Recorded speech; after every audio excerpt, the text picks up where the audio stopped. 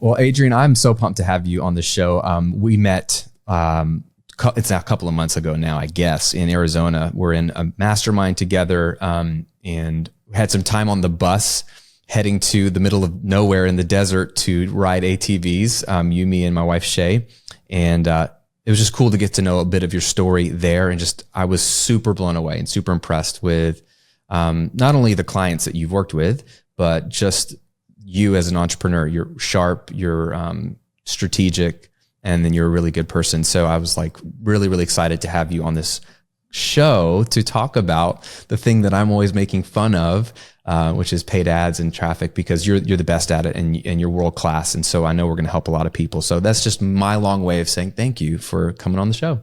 Yeah, thank you for having me. I'm excited to talk about it. See what kind of fight I can pick with you.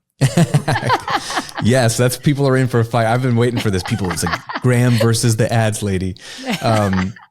So let's talk about first, like how you got in your entrepreneurial journey. Like you started to share your story on that bus, and it was fascinating to me. So I know that you have a story like a lot of us, kind of normal 9-to-5 job. Maybe you lose a job, and I know you got into entrepreneurship through a magazine. So kind of tell me how that story happened. Give us a version of that, and then how did that get you into running ads for some of the biggest names in the business? Yeah. Well, condensing my story down, I went from being in the military to getting a degree in public relations and working at an advertising agency in Philadelphia. And so I kind of started in the marketing, advertising, PR world before Facebook even existed, when we still faxed press releases to the media to try to pitch stories to get in the newspaper. Awesome. Can you believe it? Yes. And so kind of that's where I got started. And when I decided to start a family, I got laid off. And again, this was back during a time when things like that were just commonplace and nobody questioned it. And so I was pregnant and I didn't have a job, and I was like, nobody's going to hire me.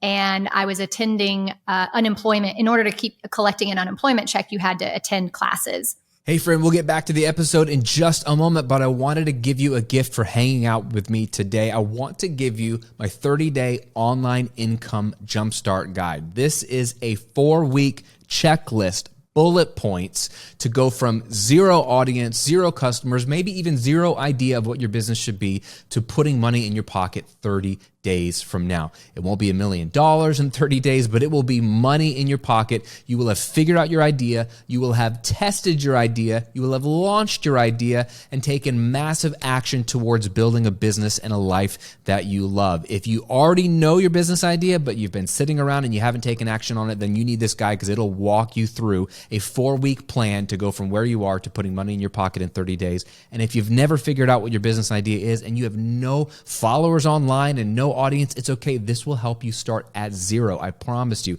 It's a PDF. It's fast. It's easy to read. It's not an ebook. You don't have to spend a lot of time on this. It's more about taking action and doing the right things in the right order. And it's free as my gift to you. So just go to grahamcochran.com/jumpstart to get your 30-day online income jumpstart guide. It's grahamcochran.com/jumpstart. Now back to the episode.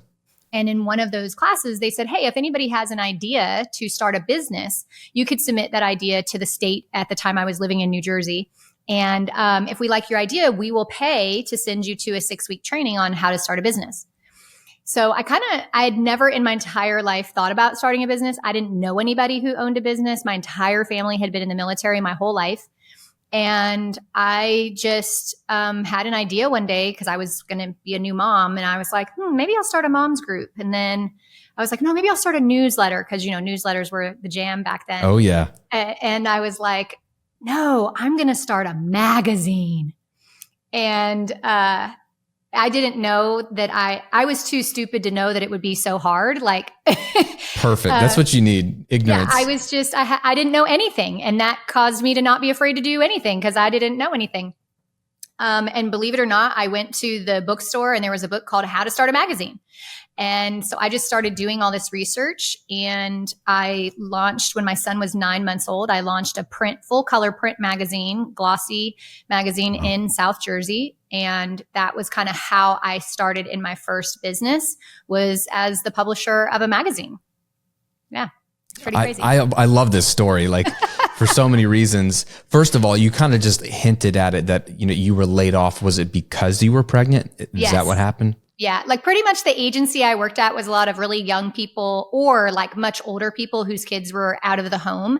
And once somebody like got pregnant, they just kind of disappeared and never came back. So that's what happened. I just wanted to highlight that for a second because I have a heart for women and mothers in particular.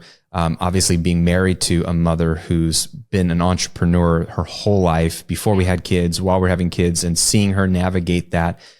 Which is challenging just to navigate it. But then B, even when she's been self-employed and didn't have to deal with, a boss firing her, the sort of even the shame around like, why are you working as a mother, or why are you trying to run a business as a mother? Like, especially as a Christian, if you're, there's not everyone listens to this as a Christian, but if you're in the Christian world, there's weird subcultures of, women who have kids who are also working outside of the home.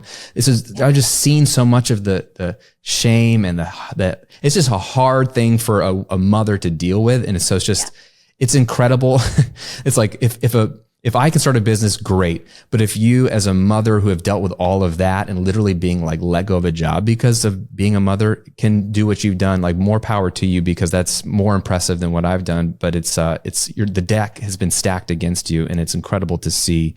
You just like, all right, well, what can I create out of this? And I think that's what was that entrepreneurial grit was already in you. Cause you're like, well, what am I going to do with this? You didn't just sit at home and mope around. You did something. You started a magazine. Yeah. And I've always been a bit of a challenger. I'm an Enneagram 8. And so, I don't let too many things keep me down for long. And so I kind of didn't even look at the situation of like the deck being stacked against me. It just kind of was like, okay, well, this is my situation now, right? Like, what am I going to do about it? And that's just kind of my personality and how I'm wired, is to always be looking for the opportunity instead of the problem. And sometimes that's easier said than done, but I do think it comes a little bit more naturally to me than maybe some other people that it's harder for. And so I just was like, all right, well, nobody's going to hire me. What am I going to do about it? Right. And so that idea came to me. It's called South Jersey Mom. It's still in print today. I sold it because I did come to a point where I had to make a decision. I felt like I couldn't be a good mom and run a magazine where I had, 25 employees and I was working 16-hour days, 7 days a week. And I had another baby. And so I did make the decision to sell it because I felt like I could not be present for my kids in the way that I needed to during that time. So I did have to make a hard choice. About 4 years after I started the magazine, I sold it. Wow. Okay. So did you go straight from the magazine into like marketing and ads and paid traffic? And like, had you make that jump from that, which is an incredible business to have built, to working with the Michael Hyatts and the Russ Rufinos and those kind of people, and even getting into Facebook ads? Were you doing ads? Did Facebook ads even exist when you were running your magazine, or were you just doing advertising, learning it in other formats? Yeah. So like banner ads on websites was starting to become popular while I still owned the magazine. And I want to say in the last year before I sold it is when Facebook kind of came out. Nobody was running ads. It was being used organically for like people to post on there. So that was becoming like more popular near the end of when I had the magazine. So I sold that I can't even keep my years straight anymore. Do you get to a certain age where you're just like, I don't even know what year that happened? No, I'm good. I'm good with the years. Shay's that way though. She's like, you're gonna have to tell me what year we did this, Graham, because I don't remember. Yeah. My son was born in 2006. I sold it, 3 or 4 years after, so I think it was like 2010, 11 that I sold the magazine. But I actually took 2 years off. I felt like I had been working like a dog. And so I took 2 years off and I homeschooled my kids. My son was struggling in school. And so I just pulled everything back and I just homeschooled my kids. And I did little things on the side, like selling jewelry and stuff. Like I've always kind of been a little bit of a hustler. And so, I'd sell jewelry, I'd do whatever, but I was homeschooling for about 2 years. And there came a time when, my now ex-husband, but at the time we were still married, got laid off from his job. And I didn't have a lot of money coming in from the sale of the magazine because I was being paid like in small chunks. And so we went from 2 full-time incomes to like no income at one point in time. And we struggled to stay afloat financially. I started having yard sales every weekend, just selling everything that we had. And eventually got to the point where we were going to lose our home. And so I said, you know, I need to get a job. Like I can't homeschool anymore. I have to go back to work. I need to do something. And I didn't say I need a job. I said I have to do something. And my ex-husband said, well, go get a job, like go to Target or something. And I was like, I'm not working at Target. I have a college degree. Like I have skills, like no knock on Target, y'all. But you know what I'm saying? Like I have a skill set. I'm not going to go work somewhere. I'm just going to start another business. And of course, for him, that was terrifying. And that was the last thing he wanted to hear. Like, great, we're broke. Go start a business. So I thought, well, two different mindsets, by the way. I mean, I know we talked about this privately, but you know, that's a great picture of a scarcity versus, you know, abundance mindset. Yeah, for sure. And so I was like, well, I'm going to start a business. I have a degree in PR. I know how to do PR. I'll just start a PR firm. And it won't cost me anything. All I need is a computer, right? And I already have one. So I'll go back to every client that I had that bought. In my magazine, we sold advertising space. So I said, I'm just going to write a letter to every person that ever bought ads from me in my magazine and tell them that I'm starting a PR firm and see if they want me to help them get PR. And so I kind of did some old fashioned guerrilla marketing and just sending out letters and this and that. And I ended up getting like 4 people that responded to me and were like, yeah, I'll hire you. And so, you know, it didn't cost me anything other than my time and a couple of stamps. And so I started out like, do stamps still exist? But yeah, so that's how I got my first clients for my PR firm. Right now, again, I still didn't even, if Facebook ads existed then, I didn't know it, right? They probably existed, but it just wasn't part of my world. And this was in 2013. And so I started the PR firm. I started out with a few clients. And then one day I saw a post on Facebook from this pink haired lady called Sandy Krakowski that was talking about using Facebook ads to get clients. And I thought, well, maybe this is a way I can get my own clients, right? Because I've tapped into my warm network and I got what I could from that. But now what? And so I started learning from Sandy Krakowski how to do ads. And I had no intention of doing it for my clients. I was using it to get me PR clients. Love it. Yeah. And I quickly, within a couple of months, realized that my background and knowledge and experience in marketing and advertising and PR paired with this new tool called Facebook advertising was unbelievable. I was getting incredible results. And so I just started going to my PR clients and saying, hey, would you mind? I won't charge you to do this. You just pay for the ad spend, but I'd like to experiment with using Facebook ads to help you get clients. Wow. And they all said yes. And that was kind of how I started in ads, was just experimenting on my PR clients. And so that was in like I started the business in April 2013. And so midway through 2013, is when I started offering the Facebook ad services. By the end of 2014, January 2014, I no longer offered PR services. I said, I'm going all in on Facebook. I'm not doing anything else. I started telling people no, which was super scary to say, no, I don't. Yeah. I'm not going to take your money. Yeah, that's hard. Yeah. And I went all in on Facebook ads and I've been there ever since 2014. Wow. Yeah. So, okay. I first of all, I love the organic nature of how this happened, right? You know, it's just one thing leading to another. It's very logical in the moment of like, well, let's try this. You're willing to learn new things. I love that about you, that you're open-minded about it. And then when you've seen a good thing work, you had the guts to double down on it, put a stake in the ground, which I think is really hard. Because what you described is harder than starting a business. I think people think starting a business is so hard. I think it's harder when you've had success in a business and you see some new opportunity that you really want to chase after and to do what you just said, which is to say no to guaranteed money or sure money or clients that would be happy to pay you. That's even harder because then Oh, who wants to say no to money? When you're broke, you have nothing. Especially when you came from losing everything, right? We had to file bankruptcy. Like we lost everything that we had. And so to then have a business where people are paying me and me decide like, I'm not doing that anymore. And people still saying, hey, can I hire you? And saying no, it was very scary. But I really felt like this was the place for me. This is what I was supposed to be doing. Was that feeling, was it just straight desire and like you just saw the opportunity, or did you have already a couple clients? Like, could you sense like I could make X amount of dollars doing this if I just had more time to focus on it? What happened was that whole year that I had my PR firm, I very rarely would ever get mentioned on Facebook if someone was asking for some kind of marketing help or whatever. Like I would never get mentioned. Well, once I started doing Facebook ads and people started knowing I was doing them, if someone went on Facebook and was like, hey, do you know anybody who does Facebook ads? People would mention my name. Wow. And I was like, this is interesting because when I was doing PR, nobody really knew what I did, or I did so many things, right, that they didn't even know how to refer to me or whatever. And so I saw that as I made a choice, and I didn't know anything then about niche. Like I had never even heard of the word. Like I didn't even know how to pronounce the word at that time, right? I still don't. I say niche because right, I just don't want to sound French. Yeah.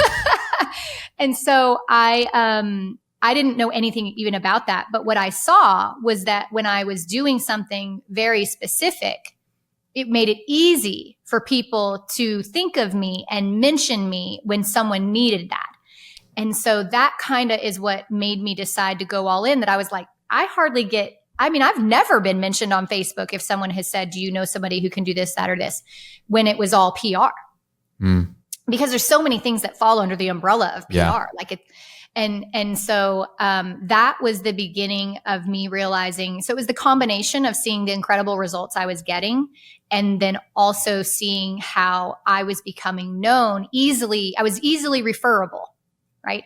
That's so good. Yeah. And so that's kind of what made me go, you know what? I'm just going all in on this. I love that. Just a really good nugget there of seeing how people even refer to you as, and what almost the identity they give you. If you like that identity and you feel like there's something true about it. Make it known. You make it known. You just double down. Okay, this is what people are calling me. I'm going to rebrand it's my Instagram bio. Now I'm the Facebook ad person. Like that's a very real evolution. Thank you for sharing that. So you decide to go all in, burn the ship, stake in the ground in this direction. How do you're already doing this for some clients, but how did you get some of those high profile clients? Like you're the person that people want to work with when they have millions to spend and millions more to make. Like, how did you get in that conversation with some of those big names? So I always tell people, like, it takes one client, right? Like, So what happened was I joined B School. Marie Forleo has a program called B School. And I joined B School. And again, I was in the Facebook group, and someone, lots of people would mention my name if someone asked about Facebook ads. And so a brand new life coach reached out to me. Her name was Emily Williams. And she asked me, she said, I have some webinars coming up. Could you show me how to do my ads to help me get some people on my webinar? And I had never even heard of coaching. Like, again, it was kind of that time when like everybody was a life coach. Like I'd go to old school networking meetings, and everybody at my table was like, I'm a life coach. And I'm like, what the heck is a life coach? Like it was that time. It was that time when like everybody was becoming a coach, but nobody knew what it was. It was so new. And so I had never even thought about like coaching someone and showing them how to do the ads. I mean, I owned a firm and I worked at an agency. We always did the work for people. So when she asked me like, well, could you just like get on, online with me and show me what to do with my ads for my webinar? I was like, sure. And she was like, well, how much do you charge? And I had, I had no idea. I had never done it before. So I was like, I don't know, $50 an hour. And like, to me, I'd never made $50 an hour. I was in the military, right? Like, $50 an hour to me was like rich people money. Yeah. And so when I said $50 an hour and she was like, okay, I was like, holy smokes. Whoa. Right. And then she just kept buying more coaching sessions and buying more coaching sessions because she was getting incredible results from what I was telling her to do. So then she started telling everybody the program she was in to learn how to be a coach, she was telling all of them, I'm doing webinars and Adrienne's showing me what to do with my ads. And so I just started getting tons of clients. And before I knew it, my calendar was full Monday through Friday with coaching calls back to back to back to back. Wow. And so it took and so that's where it kind of started with Emily, and she started referring people. And then when I started actually doing more of the done for you, I'm trying to remember who was my first big name, but again, it only took one, right? And so when I landed my first client that was kind of well known in the online marketing space, got that person incredible results, they just started referring people to me and referring to me. Yeah. And so in 10 years that I've been doing this, I have never actually run Facebook ads to get Facebook ad clients. I love that. That's such a great line right there. I just get all these referrals. Of course. Yeah. Now I run ads for my membership, but for my agency side of my business where I do the ads for people, I've never, and that's the key, is I just did a really good job and got people really good results. And then they told people. They can't help but tell people when they have a great experience, right? And so that for 10 years, I've lived and grown my business off of referrals. That's such a cool pains story. Me to say. I know. I was like, are you okay with that? I literally tell people referrals are unreliable and you can't grow a business on referrals. And here I am telling you that's how I grew my business. Hey, at least we know you're honest. At least we now know that Adrienne's an honest person. I mean, but that this is probably part of the conversation where I want to go to, is that marketing, I have a friend, Andrew Locke, who says that, marketing is everything and everything is marketing. Yeah. So, the way your website looks like is marketing, the way people talk about you. So it's all marketing. And so really, it's probably having so many tools in your tool belt, referrals, word of mouth is the best and the oldest known. I mean, if someone says you have to work with Adrienne, that's more powerful than any ad, but it's, so it's probably all of the above. You got the word of mouth, you've got organic content, all that kind of stuff. And you've got, paid traffic. And then there's a variety of, of paid mechanisms. So talk to me for a moment about, because I know you do love organic. But you really, really love paid traffic. So I don't love organic. I hate organic. What?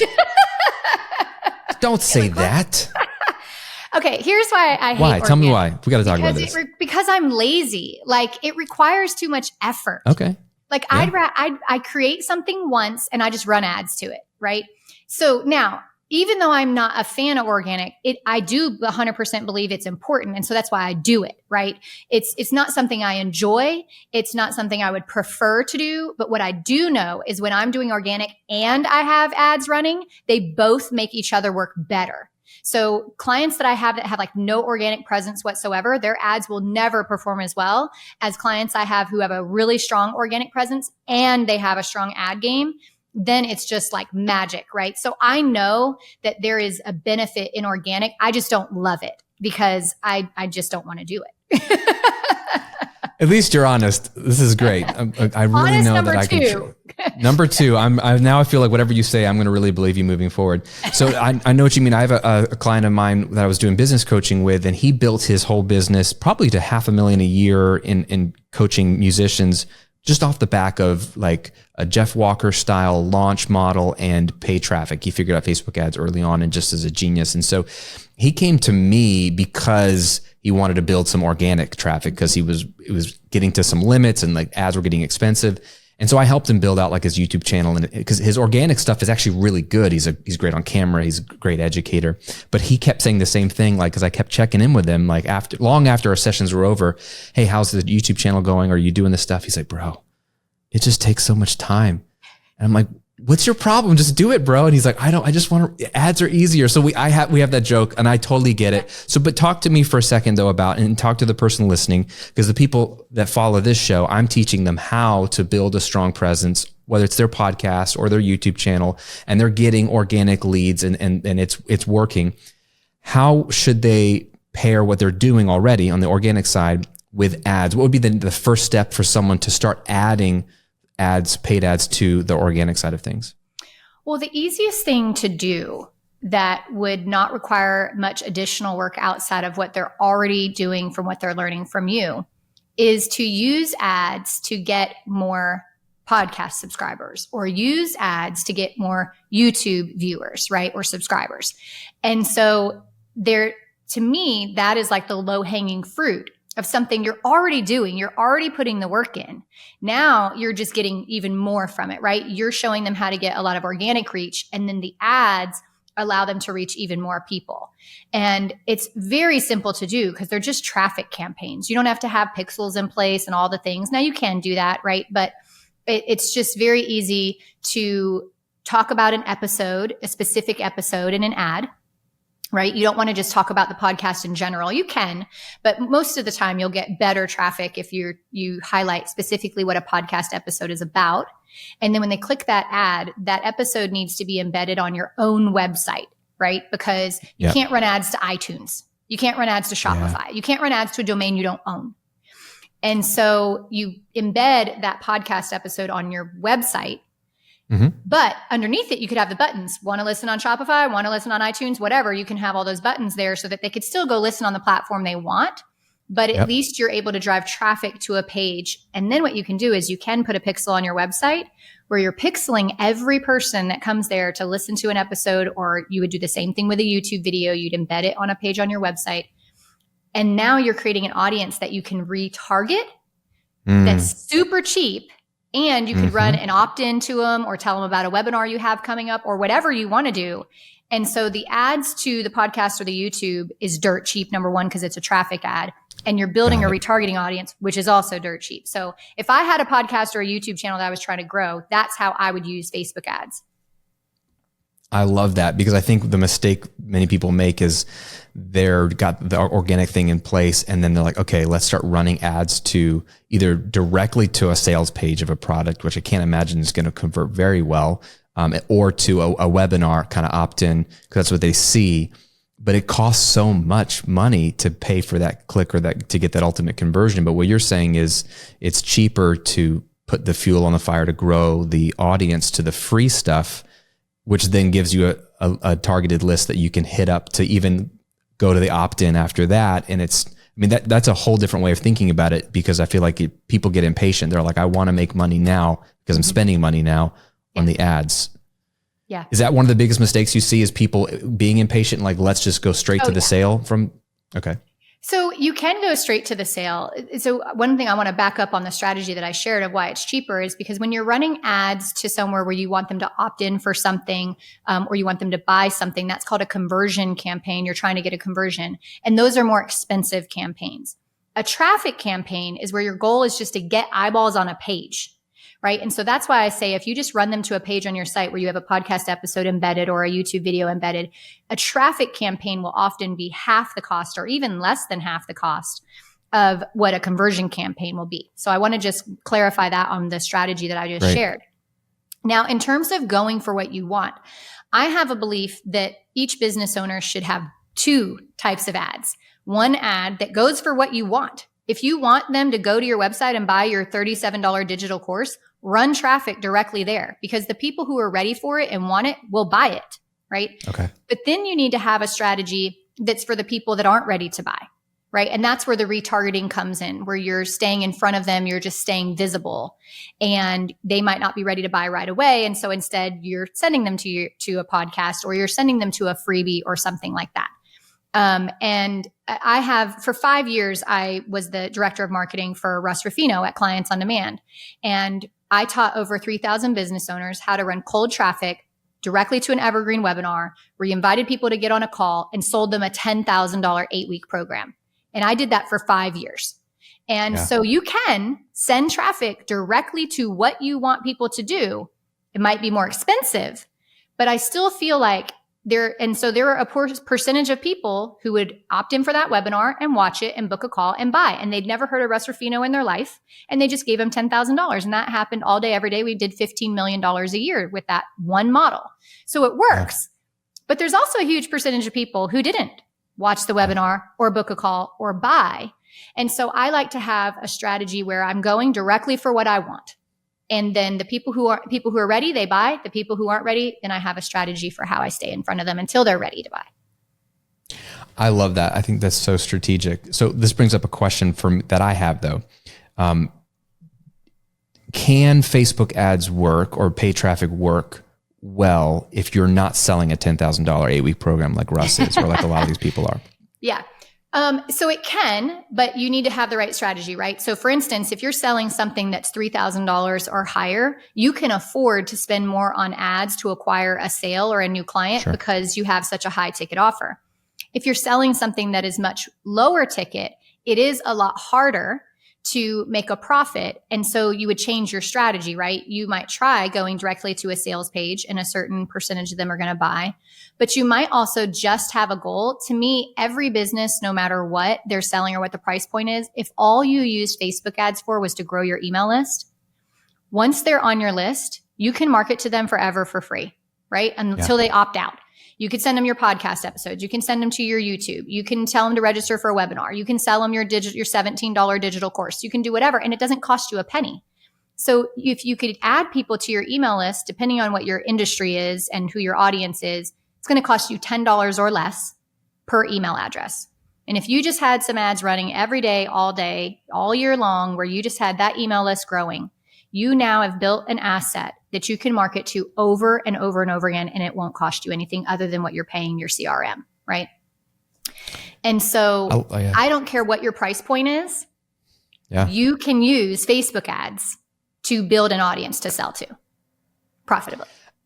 I love that. I think like our minds don't go there because that sounds like, well, I'm losing money. Like I'm having to spend. I mean, it's what advertising has always been. Like I'm having to spend money. We're just so conditioned from all these Facebook ad people. Like, oh yeah, you're always going to have, your ROAS, your return on ad spend, and it's going to be this. And so $1 goes in and 3 come back. So I think if people are sad if they break even, which I don't think they should be really, and then they're definitely sad if they spent $10 to get an email address, because if they're doing like what we're teaching, that their email list is the gold, right? You have a funnel, you have a system, you've got products to send them. They're already a warm lead because they've come in from something where they've interacted with you. So I just like that you even said, spend $10 to get an email address, because that's what old fashioned marketing was, is you spend money to acquire a lead to then maybe buy something. Yeah. And I'm glad you circled back around to that, because I know you asked me about that and I forgot, is that there is this expectation that Facebook ads are like an ATM machine. Right? I put my card in, I punch some numbers, and then you spit some money out. And there was a time where that was pretty easy to do on Facebook. And so what happened was that became the expectation, right? And just like YouTube ads used to be the same, Google ads used to be the same. When they first came out, it was dirt cheap to get like tons of traffic from YouTube and Google and all the things, but that's not the case anymore. Right. And so just like everything else in the world, when demand goes up, cost goes up. Right. And so Facebook ads used to be something, especially when it's new. Right. Like that's why TikTok ads right now are so cheap, because it's a new platform that's just now starting to offer ads. And so there's tons of availability. Right. But there's not very much demand. So it's cheap. Yeah. Well, that used to be the way Facebook was. And so we live in a world now where demand is high and costs have gone up. And I still, even when ads were dirt cheap and you could just make a ton of money from them very easily, I've always had this frustration with the way people view Facebook ads, because my background is in PR, right? And I also used to sell print ads. So I would sell print ads to a business owner, and I would tell them, don't buy an ad unless you're willing to run it for 6 months, because that's how long it's going to take for you to see a return. Why? Because people need to see something multiple times before they take action, right? We're all busy people. We see, whether it's a commercial, a Facebook ad, whatever it is, we see it and we go, oh, that's cool. I should look into that. And then we forget about it. And then we see another ad or a commercial. Oh yeah. I was going to look at that. I need to do that. We forget about it. We see it again. Dang it. Yeah, I really need to do that. I'll write it down this time to tell myself to go do that, right? And so we have this expectation that Facebook ads are just this magic unicorn that people just immediately click and do what you want them to do. But no other advertising platform in the entire world, history or current, with TV, radio, print, whatever it is, has never worked like that, because human beings don't work like that, right? Yeah. I mean, and so because there's been so many people that go on Facebook and go, oh, look at this, I spent $5 and I made 50, then that becomes the expectation. And they don't realize that it's not the norm. And so I've always, and I think because of what my background is I've always seen advertising as an investment instead of as an expense. I've never, in investments, when you invest in the stock market, you invest in a 401k, you invest in real estate, you never go, all right, I put my money in there. What's my return on this in the same day? Oh, I didn't make money on that house today. I've had that house for 3 days. I didn't make money on that house. There's nothing else that we invest in that we expect an immediate return from. But I've always seen advertising as an investment into building an asset that's going to continue to make you money, just like every other investment that exists. And do some investments lose money? Oh, yes, they do. But I just think that some really great marketers have ruined the expectation of what advertising in business actually looks like. And that has created the frustration, because if that never happened, and since day one of Facebook ads being out, people said, hey, this is an investment into building an asset that's going to continue to make you money, nobody would be frustrated with Facebook. Wow, that was gold. I really appreciate you saying that. And this is one reason why I wanted you on the show, because I view you as an authority in this space with such a breadth of experience. It's so helpful to just reset the expectations. And I think so much of life in general, I mean, you could apply what you just said to relationships, to raising kids. We were talking about that before we hit record, like raising teenagers. Man, expectations really can change the way your day-to-day looks like. And as a business owner, right, advertising, whatever method you use, you have to understand the way to view it and have the role it plays in your business. And I just think there's a generation of online business owners, I'm a part of that grew up in this space. You know, for me, it was 2009, which seems like the dark ages now. But I mean, like any time in the 2000s where we grew up, this was our experience with business, where, to your point, people that started to do Facebook ads or any kind of paid traffic made advertising look like push button, make money. It's always going to be above what you put in. And it's just changed the way we view the word advertising or ad spend. And so, gosh, it's probably handicapped us in terms of what we're expecting out of it. And I feel bad for people like you that are managing people's ads. If like a month in, I'm like, hey, I'm not getting a return and I have to pay you and the ad spend, like I'm out, That's hard. That's really hard. Yeah, it's brutal. And what the interesting thing is, and this is why I know this is just, it's situational, is because corporate clients, like big companies that I run ads for, they don't even look at their return for a year. Wow. Like this is how they set a budget, right? This is our budget for the year of how much money we're spending on advertising. And they don't set that budget based on every day going, did we make that money back? Did we make that money back? Oh no, cancel the budget for the year. Then we didn't make our money back. They're going to spend a year and then they're going to have a meeting and look back and say, what was our return on this? And when they're measuring return, they're not always measuring dollars in versus dollars out. Ads are also about visibility and staying top of mind, right? Yeah. Because like I have a custom picture I had made for my house, but it took a year for my house to be built. I knew this other company existed and I was going to want to hire them to make something for my house. But I followed them for a year before I ever even hired them because I was not ready to buy from them. But if they hadn't stayed visible and I hadn't kept seeing all their beautiful pieces of art in my feed, I would have forgotten about them a year later. And so big corporations, when they're running ads, they aren't just measuring dollar in for dollar out. They're measuring visibility, top of mind, awareness. Like, why do McDonald's and Coca-Cola still run ads? Everybody knows who McDonald's and Coca-Cola are. But they still run ads because it's about visibility and staying top of mind. And so I just think that it's the internet marketers that have set the expectation that when I put $1 in, I should make $5 back. Or when I put $1 in, I should make this much back. And it should happen quickly. There's no other businesses that exist in the world that aren't internet marketer type businesses that expect that to happen, even with their Facebook ads. Coca-Cola isn't every month going, how much did our ads make us, right? So I just think that, like you said, this industry has set an unrealistic expectation that has caused people to miss out on using one of the most powerful tools that's ever existed in modern advertising since the TV was invented, right? And so I just think it's a shame. And it's if we all had a different expectation, we would all feel very differently about it. So, wow, that was so good. I really appreciate that comparison to the corporate clients. And the other reasons, you just, a lot happened in that little moment there, but the other reasons to run ads, staying top of mind, awareness.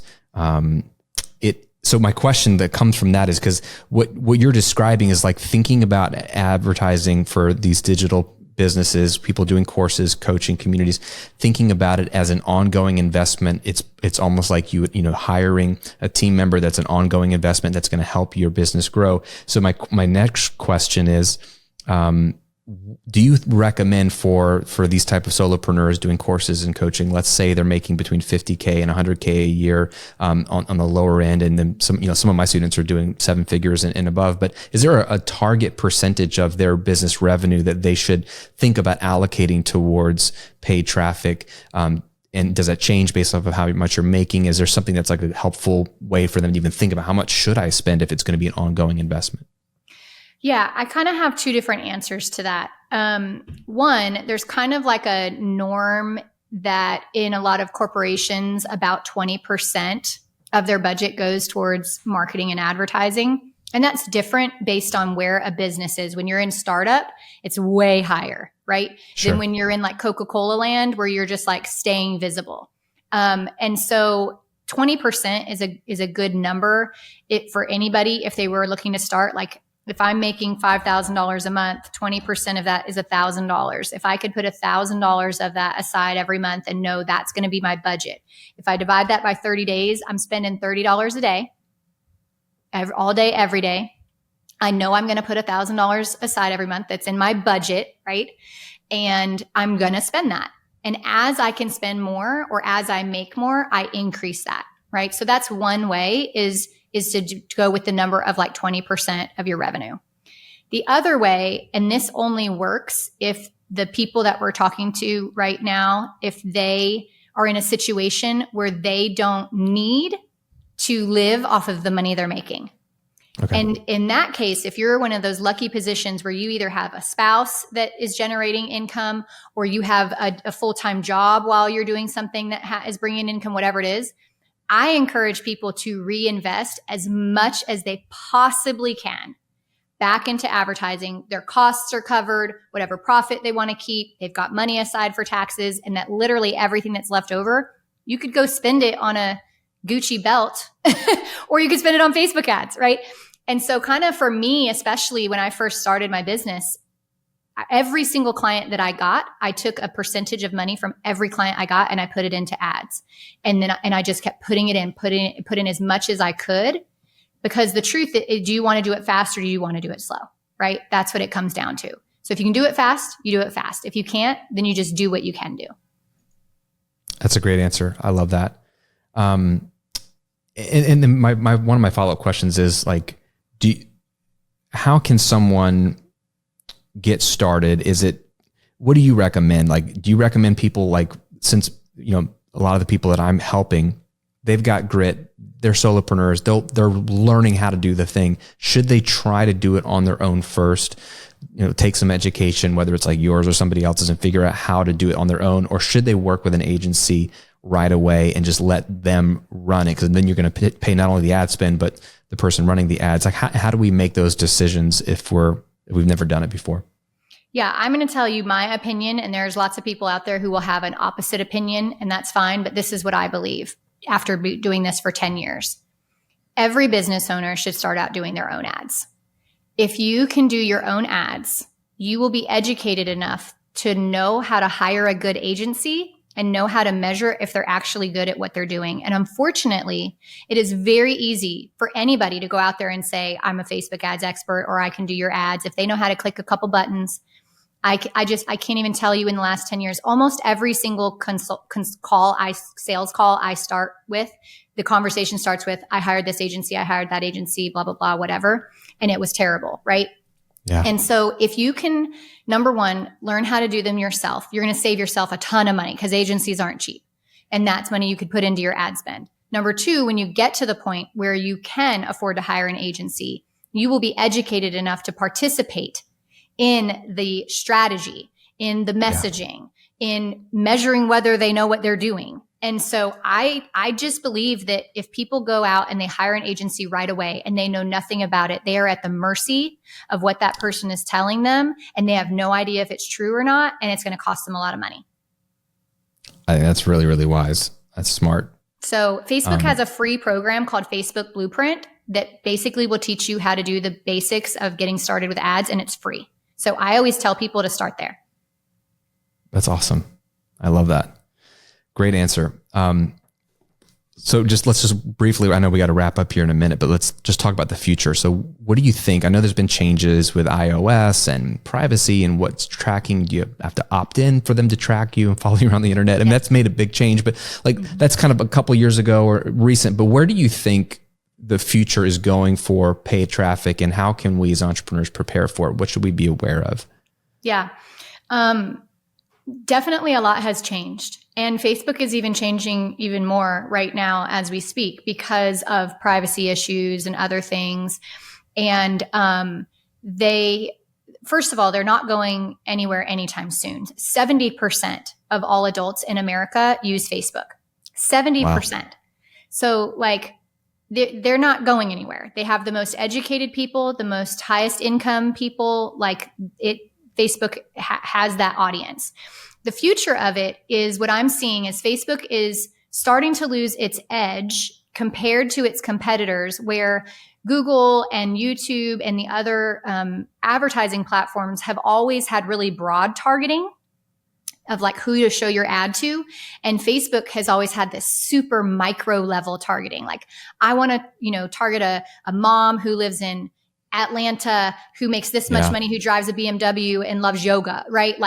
You've been, and that's what made Facebook so powerful for 10 years was its specificity in targeting. Mm-hmm. Well, because of privacy issues, they're starting to go the way of Google and YouTube and all of them, where they have broad targeting. And that does make it more challenging for people to get the level of results they used to get from Facebook because that's changing. But I don't see that platform going away anytime soon. And they're even making a lot of efforts to bring the young people back. I just taught a course at my kids' high school last week at the Entrepreneurial class. I taught them how to do Facebook ads. And 16 and 17-year-olds. Awesome. And taught them how to do Facebook ads. They had to invent a business, and I taught them how to do ads. Cool. And so that, I just think that it is changing. It's going to continue to change. AI is going to affect it a lot. There's so many things happening, but what isn't changing and what won't change is people love to be connected to other people. It's become part of our everyday life of going on there, checking it. What are our friends doing? Who is this doing? It's a tool for connection. And I don't see that going away anytime soon. And so I think that it's an opportunity for people that even if it's changing, even if the targeting is getting more broad, the people are still there. And as long as the people are still there, it's a great resource. I love it. Great wisdom. Well, we have a segment on the show that we'll wrap up with that has nothing to do with ads unless you want it to be. It's called the Golden Rule. And I just love to know how people think and what people value. So it's really simple. You've got kids, and they've hopefully learned so much from you, all the wisdom over the years. But if they forgot everything that you've ever taught them, except for one piece of advice or one bit of wisdom that they would carry with them for the rest of their lives, kind of like a golden rule, what would you want that to be? Oh gosh. Because I have a 15 and a 16-year-old right now, I feel like this is a topic that's top of mind for me because I feel like I'm running out of time to tell all my kids all the things I want them to know before they leave the house. So I feel right now I have 20 things going on in my head of all the things I could say. But if I was going to apply it, to me, this applies to whether it is business or kids or anything.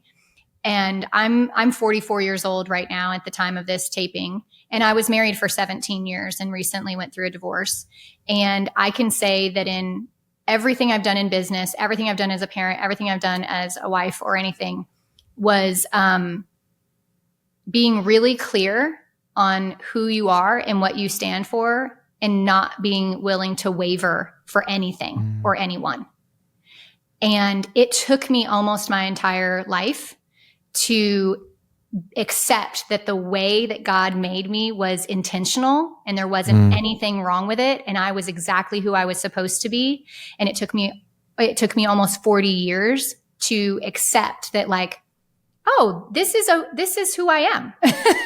And like, It's okay. It's okay that I'm direct and straightforward. It's okay that I'm a go-getter. It's okay that I probably talk way too much. Like, but if I could teach my kids or anyone else anything just in life in general, is just know who you are and accept who you are, and that know that you were intentionally made that way, and don't waver. It doesn't mean we can't improve ourselves. I'm a big self-improvement person. I do a lot of self-reflecting, and I'm always like, how can I be better?